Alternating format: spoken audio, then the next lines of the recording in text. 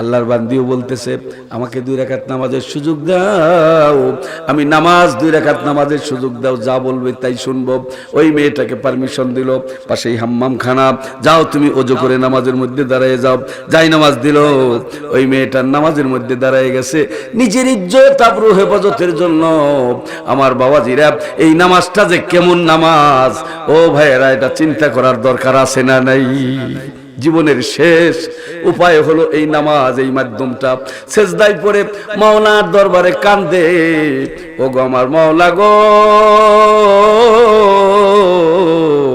এই বিপদ থেকে তো তুমি ছাড়া আর কে আমারে বাঁচাইতে পারবে না। এজন্য তোমার কাছে আবেদন করি,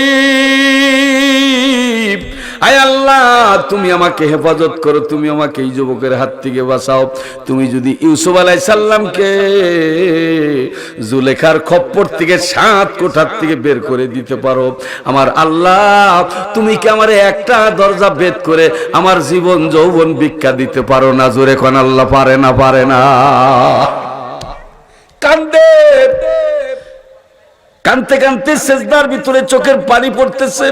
এক সময় তিনি শুনতেছে কে যেন ডেকে ডেকে বলতেছে, ও মেয়ে, তুমি আর দেরি করো না, সেজদার থেকে মাথা উঠাইয়া তুমিও দরজার দিকে দৌড় মেরে দাও, দৌড় মেরে দাও, আল্লাহর রহমতে তুমিও বেঁচে যাবে।